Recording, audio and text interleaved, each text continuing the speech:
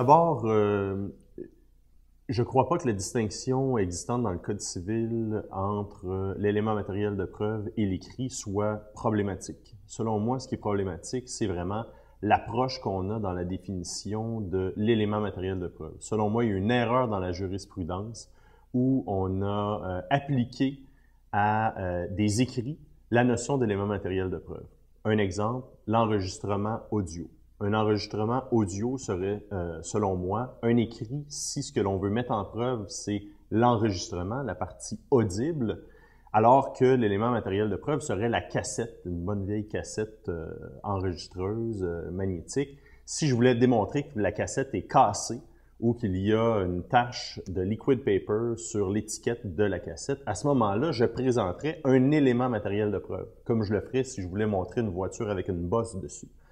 Et je crois que ce que l'avènement des technologies nous permet de faire, c'est de prendre un recul et de comprendre que l'on a erré en droit dans notre interprétation de l'élément matériel de preuve, puisqu'on s'aperçoit désormais que la notion d'écrit, alors qu'on appliquait la notion d'écrit à l'usage du crayon, qu'on a extrapolé ensuite avec l'avènement d'une nouvelle technologie, la dactylo. Oh, on a maintenu la notion d'écrit parce que c'était encore des mots.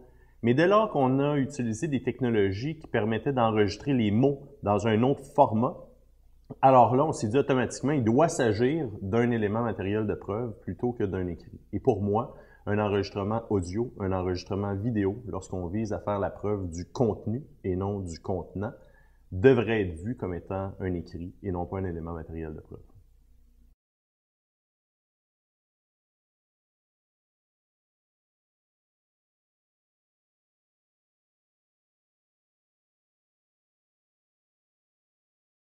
Le législateur a introduit en faisant la distinction entre une copie et un transfert, particulièrement pour le monde technologique.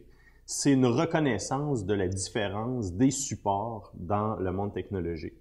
La façon dont l'information est emmagasinée sur des supports technologiques par opposition au bon vieux support papier, qui était un élément fini, non évolutif. Alors que la technologie et les supports qui contiennent l'information que la technologie nous permet d'y déposer, elle est beaucoup plus volatile dans le temps, évolue, peut être altérée facilement. Et donc, le législateur, afin d'assurer la valeur juridique des documents et la pérennité de cette valeur juridique-là, a décidé d'ajouter des critères nous permettant de confirmer que pendant le cycle de vie du document, dès lors qu'il y avait transfert, on devrait consigner par écrit entre guillemets encore une fois, parce qu'on pourrait penser à de l'information enchâssée, donc pas nécessairement apparente comme un écrit le serait, certaines informations pour s'assurer que le document a maintenu son intégrité. Donc pour moi,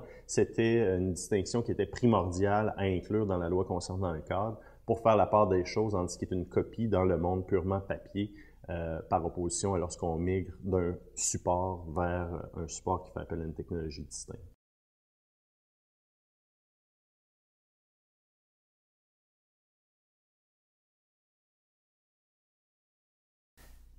Alors, la question qu'on ne m'a pas posée, c'est pourquoi la loi concernant le cadre juridique des technologies de l'information est-elle si peu citée? La majorité des gens vont vous dire c'est parce que les juges n'y comprennent rien, d'autres vont vous dire c'est parce que les avocats n'y comprennent rien, d'autres vont vous dire c'est parce que la loi est trop compliquée. Moi, je pense que la raison première, c'est que les facultés de droit où on enseigne aux avocats, aux futurs avocats, à réfléchir, sont appelés à réfléchir dans un monde qui n'existe plus. Pour ceux parmi vous qui êtes encore sur les bancs d'école, vous avez sûrement noté qu'on vous parle au quotidien d'endo en matière de procédure. La notion d'endo, pour ceux parmi vous qui vivez sur des ordinateurs, ça n'existe pas. Donc, on enseigne à l'école des principes, des réalités qui sont révolues, plutôt que d'amener les étudiants et donc les futurs avocats à s'intéresser au monde dans lequel ils vivent, entre autres celui des technologies.